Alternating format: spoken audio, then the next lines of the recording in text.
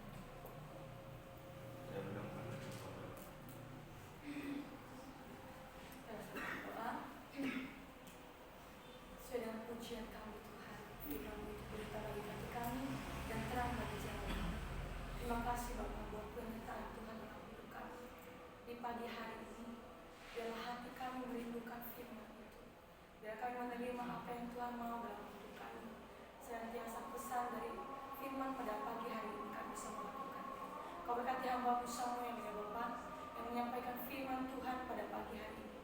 Bilang Kau yang berkata-kata Tuhan, Kau berkati, Kau rapi bibir lidahnya, biar apapun yang diucapkan berkata sesuai dengan kehendak Tuhan Yesus.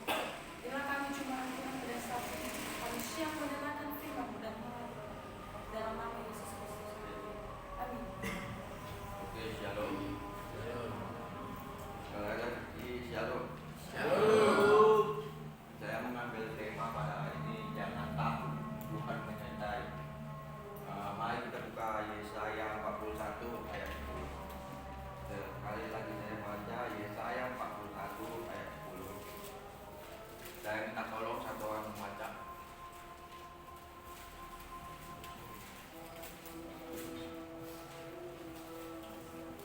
Yesaya 41 ayat 10. Janganlah takut sebab aku menyertai engkau.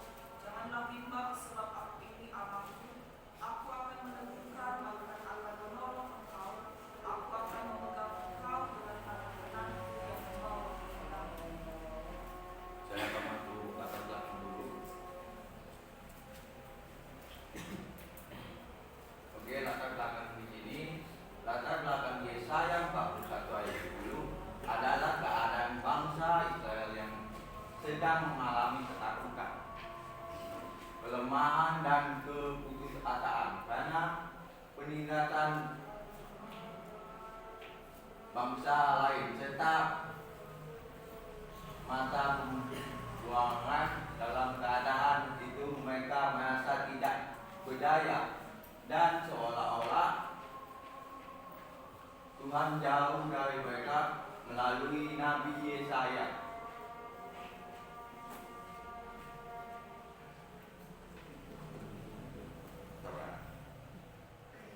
Tuhan menyampaikan firman penghiburan agar umatnya tidak takut dan tidak bimbang karena Tuhan tetap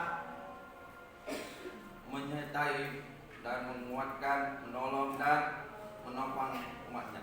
Di sini memiliki ayat konsep untuk supaya kita tidak takut dalam bentuk kita tidak khawatir dalam keadaan.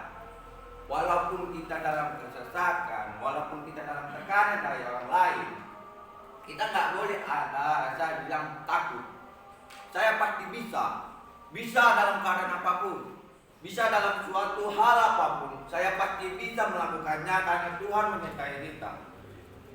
Kalau hati kita memiliki perasaan seperti itu, kita menjadi menjadi kuat. Kalau kita hanya mengeluh, aduh, ini kemana Tuhan? Tuhan kemana? Tuhan gak peduli lagi dengan saya. Tuhan telah membiarkan saya jauh dari Dia. Tapi kita tidak berpikir udah berapa kali Tuhan menolong kita dalam bentuk apapun, dalam menolong kita dalam tekanan dan pembulian orang lain. Tapi kita berpikir, wah, Tuhan kemana? Aku ini anaknya atau tidak sih? Di sini memiliki konsepnya latar belakang suatu anak Israel, keadaan bangsa Israel yang mengalami ketakutan, kelemahan dan keputusasaan. Di sini mereka memiliki keputusasaan. Seperti saya bilang tadi, dia takut. Apa yang di depan dia mengancam, seperti kita bilangnya saudara-saudaranya Daud yang takut pada Goliat. Padahal si Daud yang sekecil botol Yakult bisa untuk berani melawan Goliat tersebut. Gak ada rasa gentar karena dia tahu Tuhan menyertai dia. Gak ada rasa takut karena dia yakin bahwa Tuhan menolongnya. Dengan suatu lemparan dengan ketapel batu, itu Goliat tumbang seperti pohon lagi ditebang. Tumbang dia kan. Dia ini kenapa ada rasa takut? Mengapa ada rasa kegelapan yang dalam hatinya? Merasa bahwa dia tidak pantas mendapatkan pertolongan Tuhan. Kenapa manusia merasa bahwa ini perjalanan kita ini, permasalahan kita ini sangat memiliki membanding berat. Teman-teman bisa menyimpulkan dengan positif saja. Positif dalam konsep, wah ini Tuhan udah baik sama saya. Tuhan tidak meninggalkan saya. Tuhan tidak akan membiarkan saya dalam suatu hal yang suatu kesulitan. Tapi kita berpikir seperti hal-hal yang negatif yang membuat kita semakin tertekan. Ini ada suatu gambar. Ini ada suatu gambar orang yang lagi di dalam kegelapan, ketakutan. Ini dalam ruangan yang gelap, ruangan yang sunyi, karena takut melakukan sesuatu. Aku takut. Ujung-ujungnya memang betulan takut. Tapi Tuhan, bisa saja Tuhan di belakang dia, bisa saja Tuhan menolong dia, tapi dia tidak merasa bahwa dia ditolong. Di sini ada seorang petarung yang melawan banteng.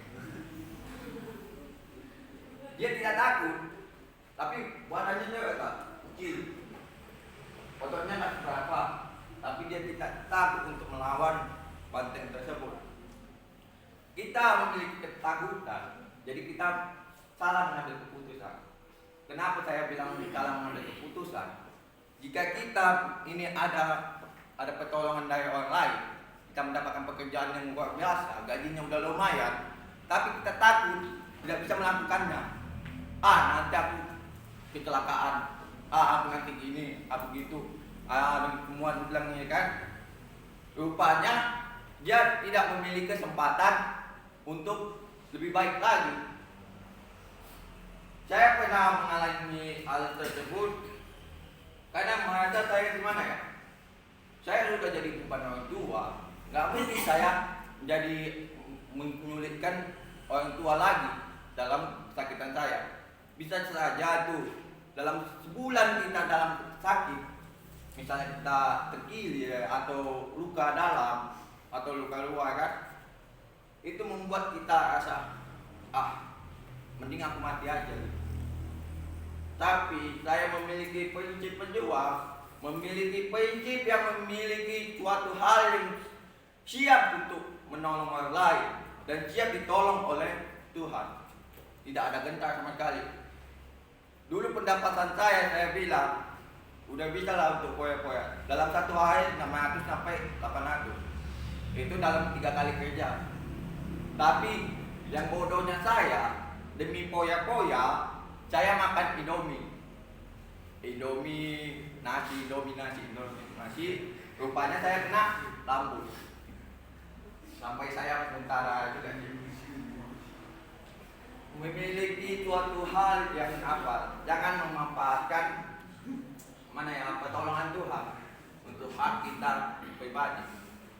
Bila kita mendapatkan keuntungan, bila kita mendapatkan kekayaan, bila kita mendapatkan kepintaran, kebijaksanaan, serahkan kepada orang lain, bantu orang lain supaya kita ditolong juga dalam perjalanan kita, dalam suatu hal keputusan kita, dalam suatu hal yang kita merasa wah ini harus bisa, harus memiliki gimana ya?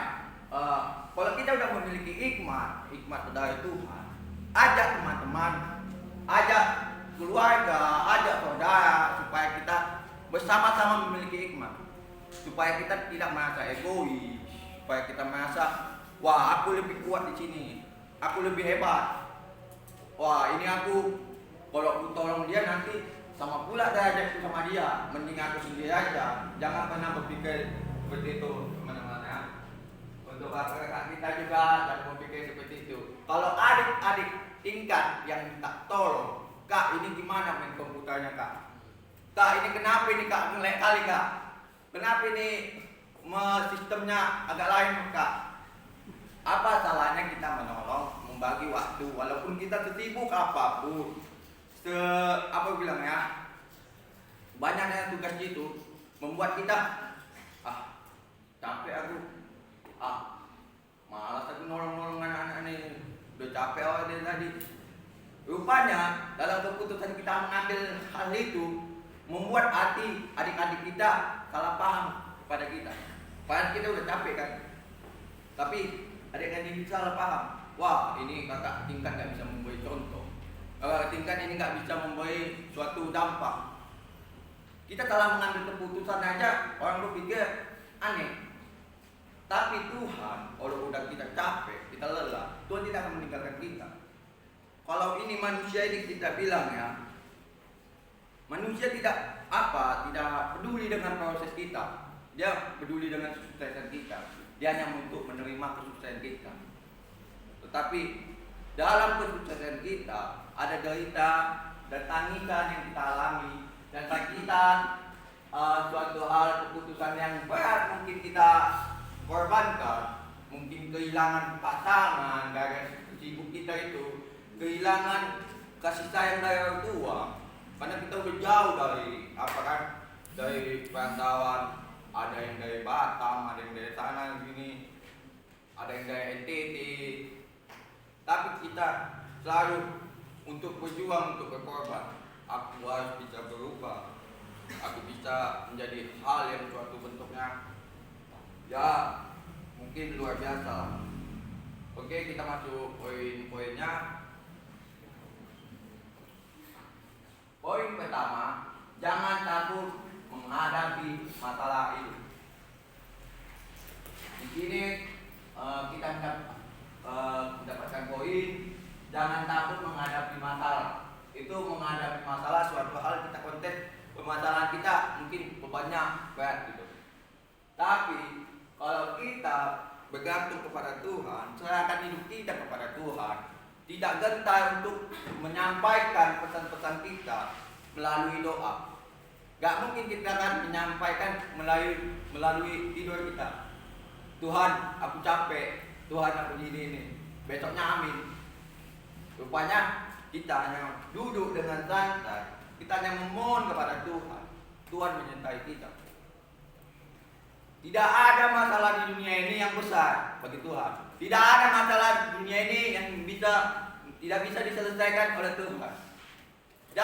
Jadi jangan Anda berpikir, untuk apa aku serahkan diriku kepada Tuhan, sedangkan aku masih masih kokoh.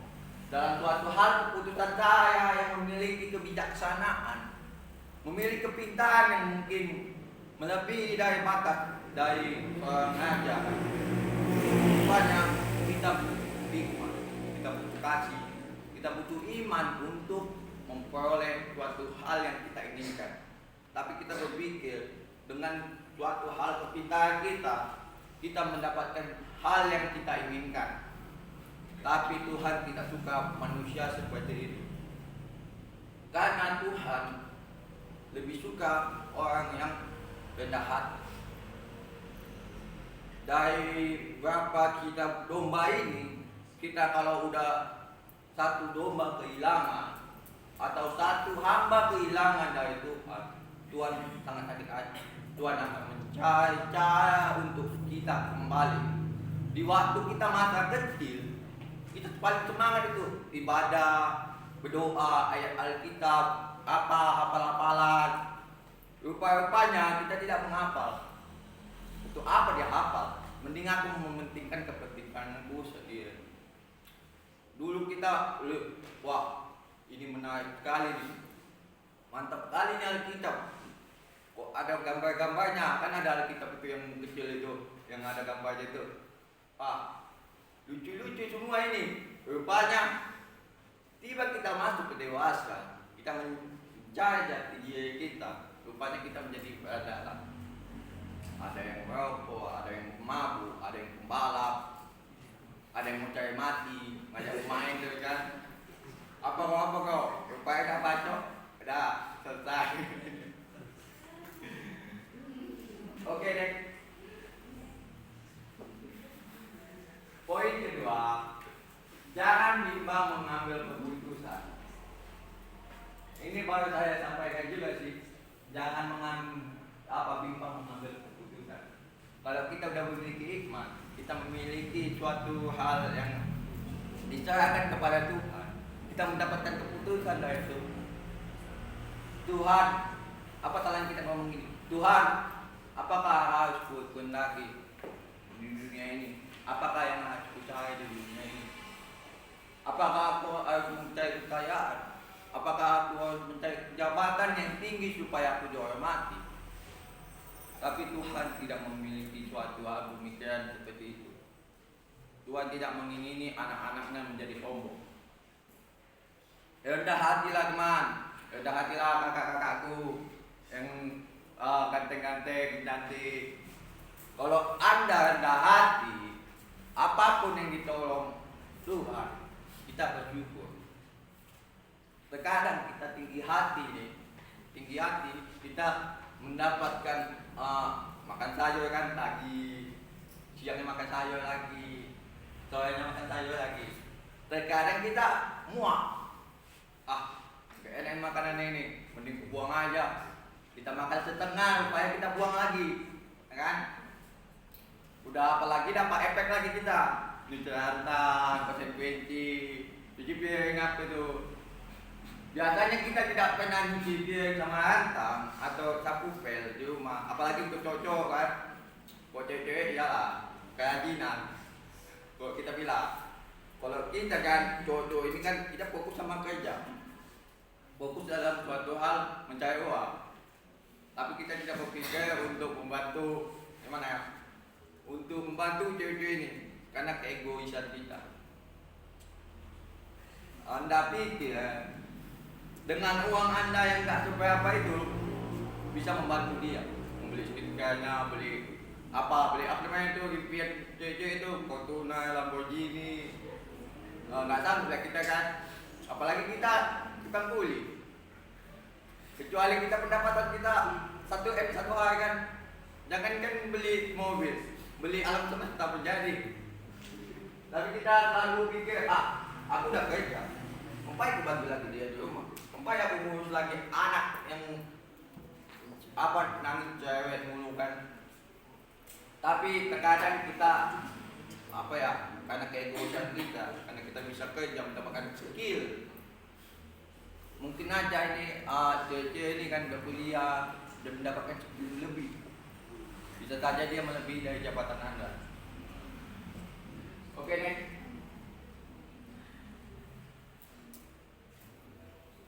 Percaya Tuhan menolong dan menguatkan kita.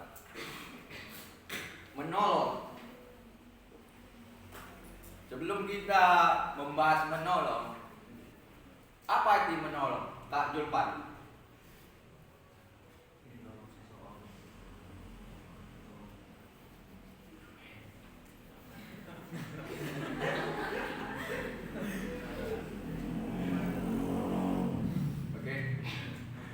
Untuk Pak Enos, apa menolong Pak Enos? Menolong itu adalah meringankan beban orang lain. Asik.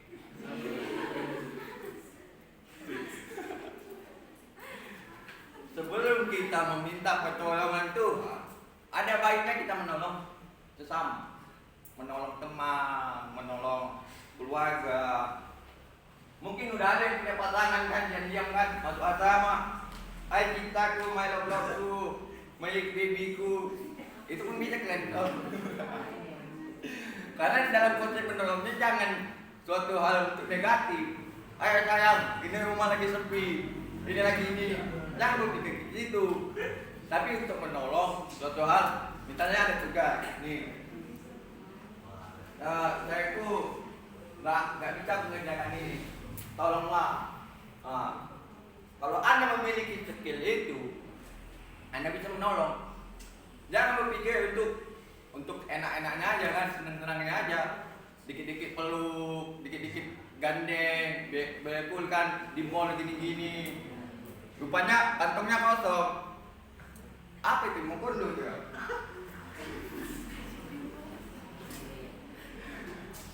Sebelum kita mengatakan menolong, Tuhan tolong saya. Tuhan tolong bantu saya dalam suatu hal apapun, dalam suatu hal yang kita inginkan. Tapi kita tidak bisa menolong orang lain. Kita membantu sedikit saja untuk orang lain, kita merasa terbebani. Jangan jauh-jauh aja kita bilang menolong ya. Kita menolong orang tua kita, Padahal itu pikiran doang. Tapi kita merasa, wah, untuk apa tuh bantu ini? Nggak ada uangnya, nggak ada apanya, uang jajannya. Tapi kita berpikir ke situ, langsung berpikir negatif. Uangnya banyak nggak? Uangnya ada nggak? Dalam suatu hal kita berpikir, untuk apa tolong orang tua? Kalau masalah cari makan, itu kan memang tugas mereka. Apa tugas saya di sini? Saya hanya menikmati aja apa yang dikasih dengan orang tua kita. Kita selalu berpikir ke situ, kita merasa, wah, aku di dunia ini hanya menikmati apa yang dipunyai orang tua. Sampai kita berpikir ke situ, kita malah mencuri apa? Uang orang tua. Mungkin kita udah tahu pinnya kan, menggesek kan bawa cewek pada kan, titik atas nama ini atas nama orang tua, tahu ceweknya putus, cari yang lain, betul cari happy. Tiba waktu saatnya Anda sakit, Anda mengalami suatu permasalahan, dari mana uangnya? Gak mungkin ya kita bilang orang tua bisa mendapatkan 100 juta demi pengobatan Anda dalam satu hari. Kecuali orang tua Anda CEO gimana bilangnya, memiliki batu apa itu? Anti apa batu langka yang warna hijau itu. Sekali belah 4 cm, 5 cm. Kita tidak memiliki hal itu. Tapi kita berpikir, Tuhan pasti menolong, pasti ada aja yang bisa bantu kami. Itu sama saja Anda memanfaatkan suatu hal yang ditolong Tuhan. Di sini kita dapatkan di sini menguatkan kita. Kita minta dikuatkan, tapi kita tidak mau menguatkan orang lain. Contoh ini kan, si kawan gara-gara putus cinta mau bunuh diri, tapi kita biarkan saja. Untuk aku tolong putusannya. Janganlah kita bilang jauh-jauh kali ya. Orang tua kita aja lah kita. Macam abang kita, adik kita, apalagi abang kita kan yang anak pertama itu kan tulang punggung itu. Orang yang paling capeknya itu. Itu kan pulang-pulang, rupanya ujung-ujungnya minta jajan. Bang, mana jajanku bang? Nggak ada aku. Kalau nggak dikasih, nangis. Abangnya udah tinggi, tapi adik paling disayang dia, adik yang paling dikasih dia, dikasih lawang itu. Rupanya abangnya masuk kamar, udah kecapean. Gimana? Aku mau cerita sama siapa? Aku mau mengeluh sama siapa? Adikku hanya minta uang. Di pemikirannya uang saja. Apakah aku harus menguatkan diri sendiri, atau hanya untuk aku hidup di sini hanya untuk mencari uang? Terkadang kita udah capek-capek kerja ini kan, kita hanya ingin mencari uang.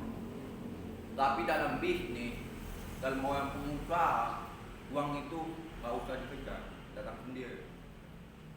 Ini membuat kita, pola pikir kita, gak mungkin datang sendiri, gak mungkin dia jalan kan, gak mungkin dia kejar-kejar kita. Rupanya pasti kita teman kita, kan enggak kan? Kita butuh uang.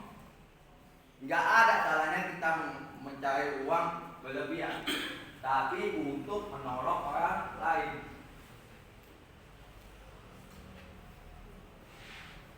Berkali-kali kau menolong, berkali-kali kau kuatkan.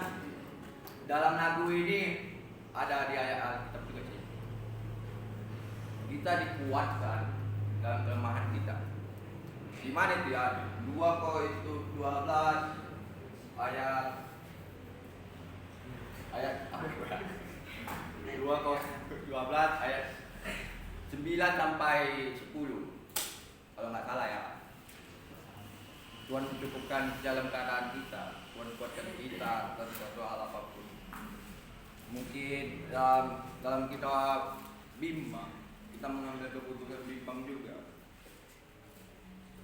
Apa yang buat kita menjadi egois, nggak ada salahnya kita untuk rendah hati. Tapi terkadang hal yang membuat kita tinggi hati bukan kekuatan kita, permintaan kita, konsep suatu hal yang membuat kita ganjal. Tuhan sudah memberi hikmat kepada kita, tapi kita tidak berpikir bahwa itu dari pertolongan Tuhan.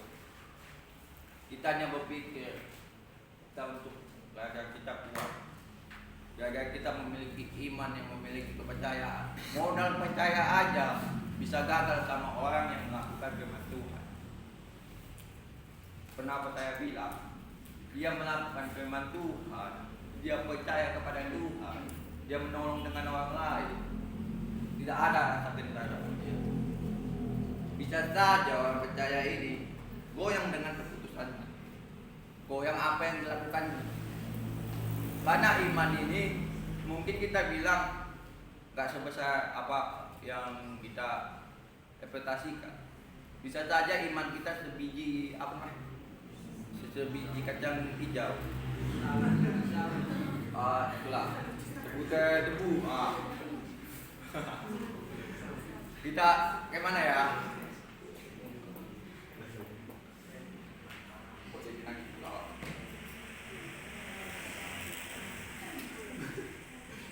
Jadi kita selalu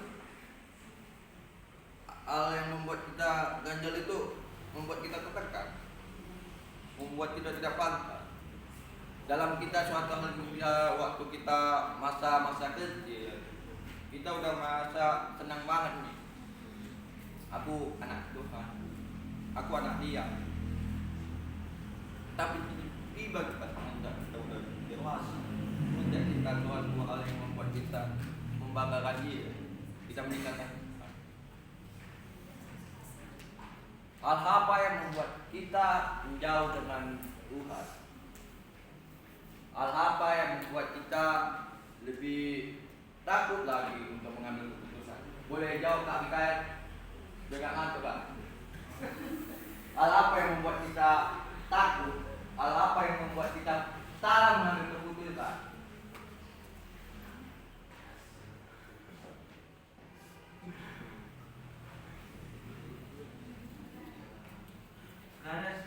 Gak ada yang bertakuti. Udah baik kan? Boleh? Sebagai pemimpin. Coba diulang pertanyaan. Hal apa yang membuat kita takut dalam mengambil keputusan? Hal apa yang membuat kita bimbang dalam menolong dan menguatkan orang lain? Apa yang kita takut dalam mengambil keputusan adalah ketika kita mengandalkan pikiran kita sendiri. Terima kasih. Mantap. Kelas Bapak ini.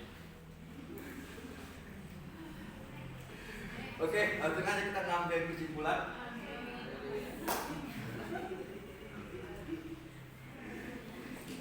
Oke.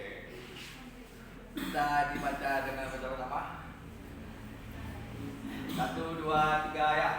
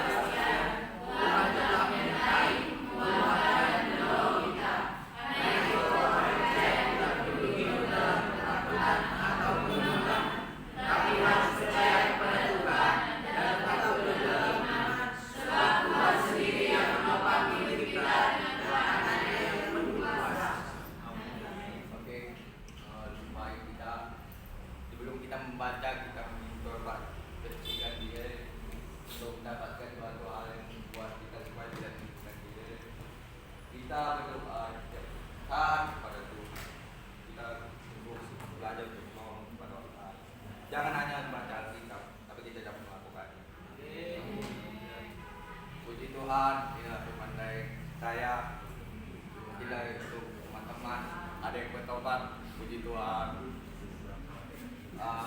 Kami pun membawa kita dalam doa.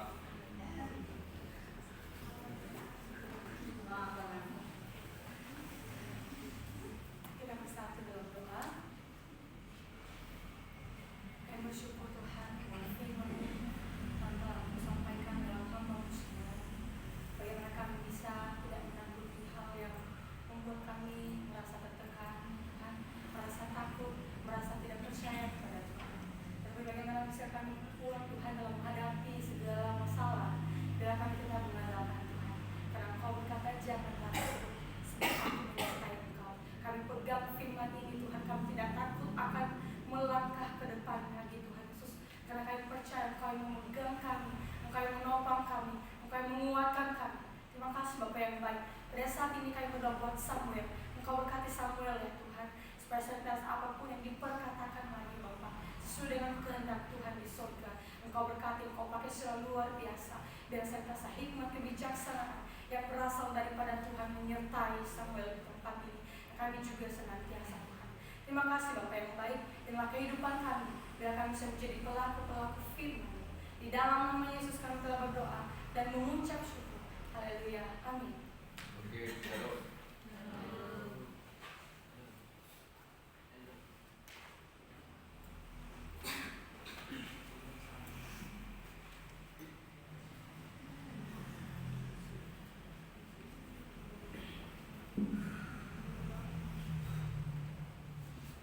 Sebelum kita masuk ke doa kita, mari kita dengar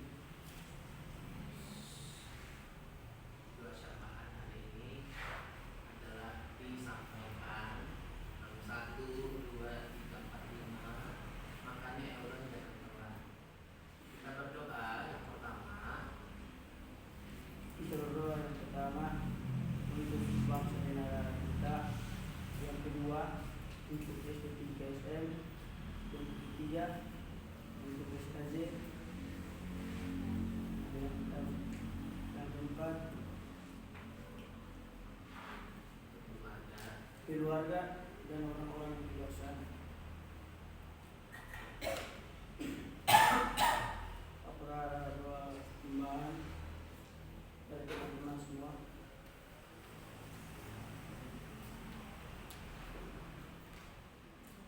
Oke. Kita berdoa untuk mana ya? Kebenaran kita juga ini. Itu kita berdoa untuk kesehatan saya. Dibilang dokter, saya mengalami pembotoran lambung. Tapi kemarin sudah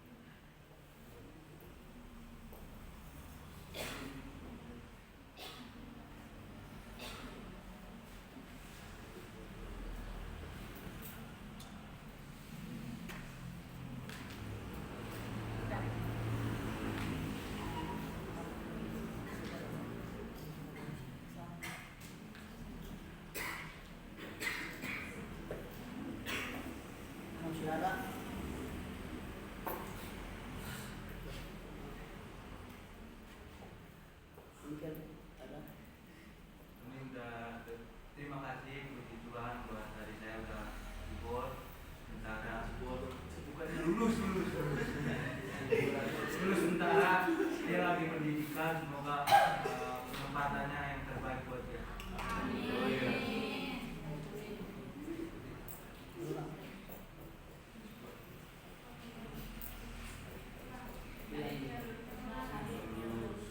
Adik saya dari Guru Sentara yang bernama Kevin, semoga kesempatannya yang terbaik buat dia.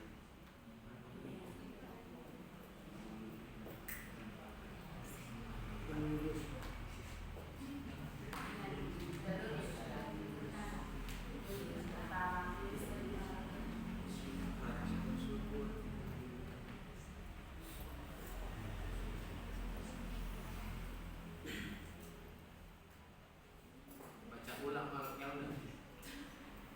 Jangan mencatat aku sebentar. Yang pertama dari Samuel Siregar untuk penjelasannya. Yang kedua dari Kak Victor untuk kakaknya Katamar yang dimana pernah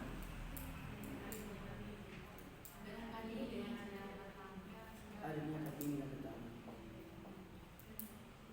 dimana pada hari ini untuk menyenangkan hari kelulusan. Dan yang ketiga, kita terus berdoa untuk perundangan kita pada tanggal 19 Maret. Yang keempat, tentunya ada kita yang gugur komunitas.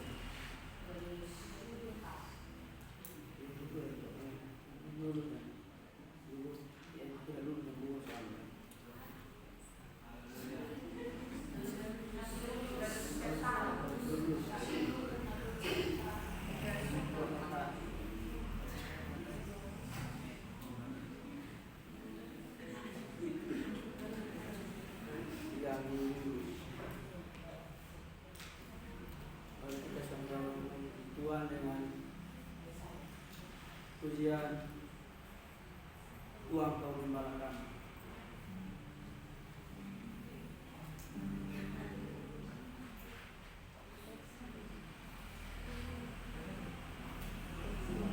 Tuhan kau gembala kami.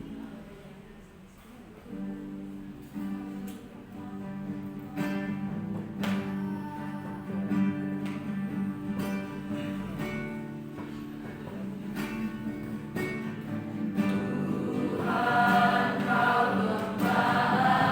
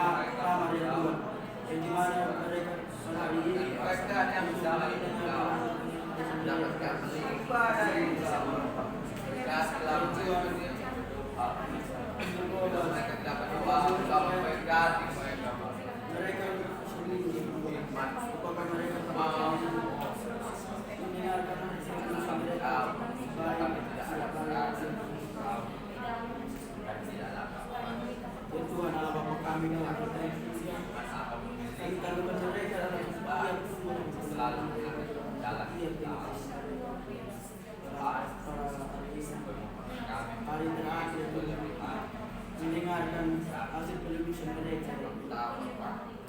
Tuhan Allah Bapa kami dalam surga.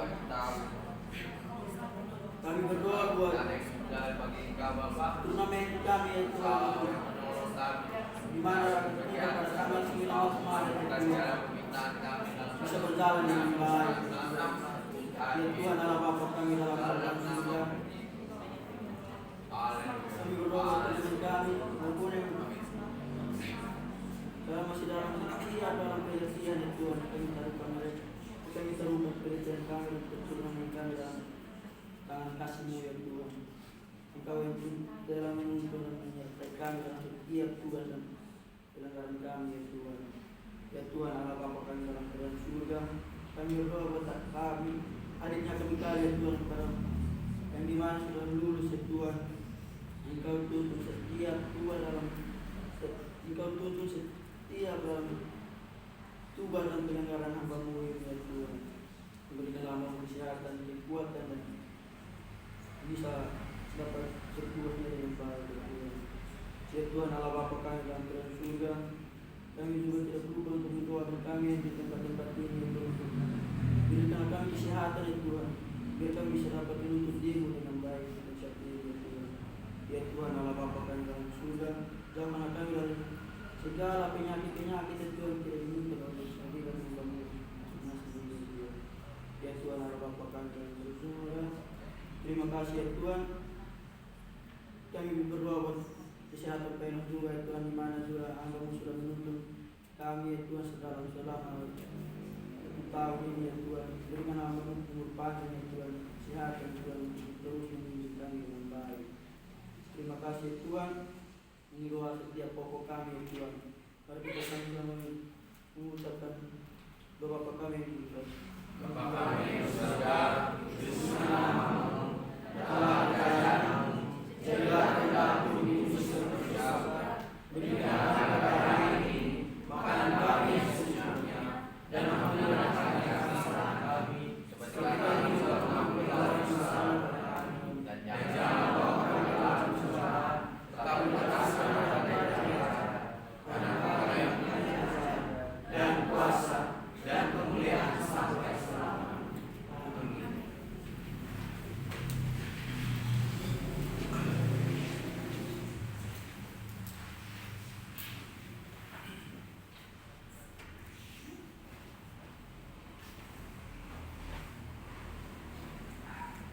Shalom bagi kita semua. Ya, hari ini yang telah ada Asep dan Eldon, Hubertus. Ya, kabarnya ini masih sakit.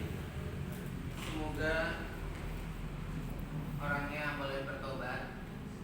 Jadi ya, sakitnya dia tahu, tapi secara kasat mata kita bisa melihat anak ini dalam waktu tertentu bisa berlari, dalam waktu tertentu bisa terseret, ya. Jadi pesannya adalah lakukanlah segala sesuatu dengan kejujuran. Apalagi tentang sakit penyakit, jangan bermain-main, ya kan? Gak sakit, jangan sakit. Aduh, aku sakit perut, padahal gak sakit. Kalau kamu memang mau, aduh Pak, saya males, saya mau istirahat, aduh saya capek. Karena kasusnya adalah ketika kita berpura-pura sakit, nah sakit itu bisa terjadi berkali lipat menimpa kita karena kita membohongi diri kita dan membohongi orang lain. Harapannya kita boleh bertobat terkait hal ini. Masukannya untuk pihak WL lebih diperhatikan kembali supaya tidak salah untuk menyampaikan pesan lagu kepada jemaat yang ada, ya kan? Tadi intinya apa, ucapannya apa, supaya diperhatikan. Ya, yang doa syafaat juga. Eldon, kalau sehari-hari kamu bisa berlarian dari kamar sampai ke pos, tapi tiba-tiba kalau kamu sudah di depan, nggak tahu kamu ngomongin apa, ya kan? Jadi kamu pun tidak memahami apa yang kamu sampaikan. Jadi di sini belajar. Jadi harus tahu kekurangannya. Kalau kita tahu kekurangan kita, berbicara kurang fasih, kurang mantap, ya kau persiapkan diri dengan baik. Ya, Don, belajar. Untuk banyak pesannya buat kita semuanya, tidak selalu kita harus sebagai anak Tuhan harus belajar rendah hati. Jadi ketika kita mendengarkan kebenaran firman Tuhan dalam kebenaran, disitulah kita belajar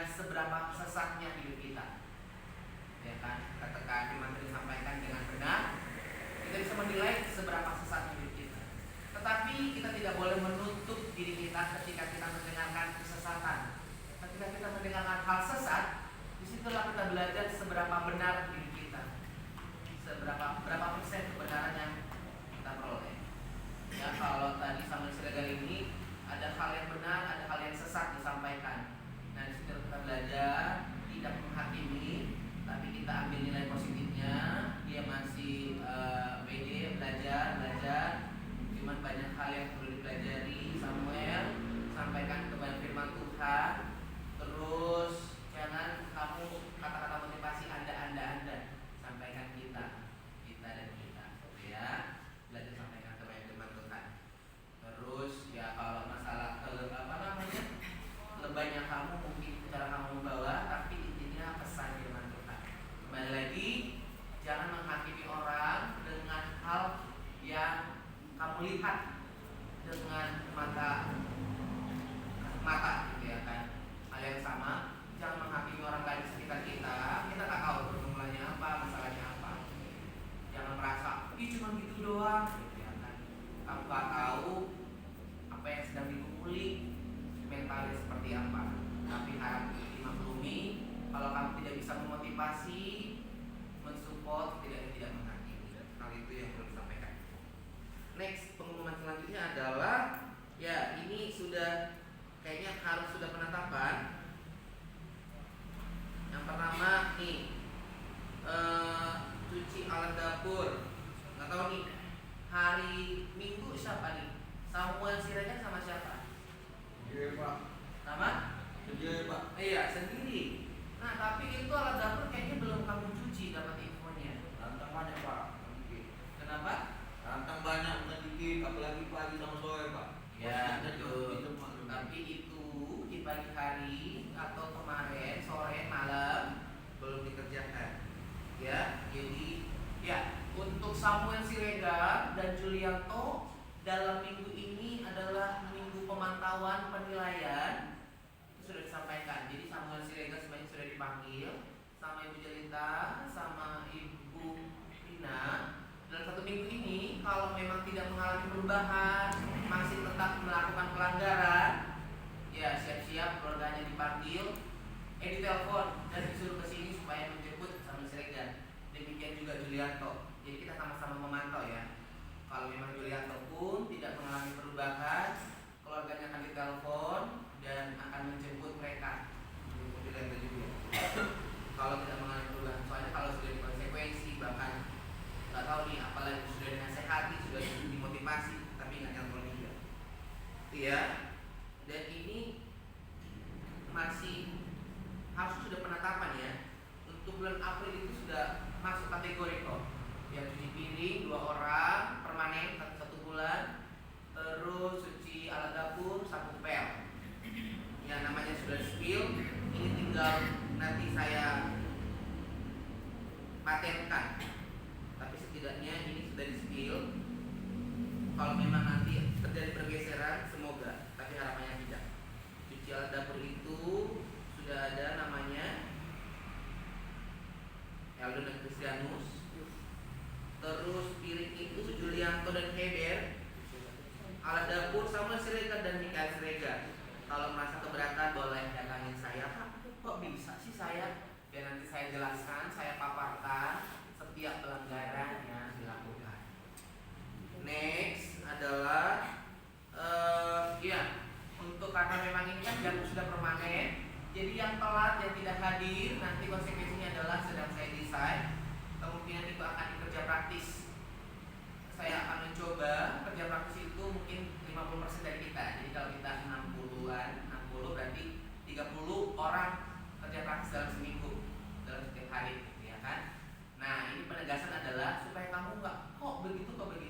Kalau yang telat kerja praktis selama 5 hari, ya kan? Kalau di dapur biasanya sehari pagi siang sore, ini kerja praktis Senin, Selasa, Rabu, Kamis, Jumat di pagi hari. Kalau tidak hadir berarti dia sebulan atau 3 minggu. Kalau kamu merasa berat, kok begitu sih peraturannya, jangan lakukan pelanggaran, ya kan? Sesimpel itu kok. Kalau kamu tidak mau menjalankan konsekuensi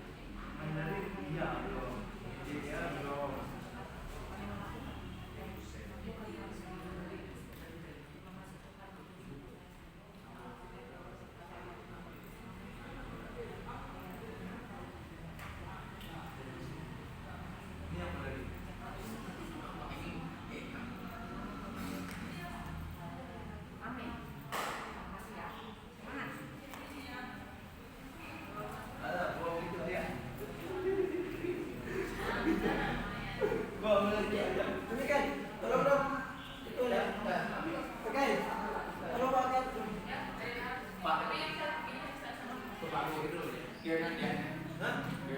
Videonya ada dong. Ya. Masih berjalan nih. Halo guys. Semangat Samuel Saya Siregar. ada selesai. Terima kasih. Shalom.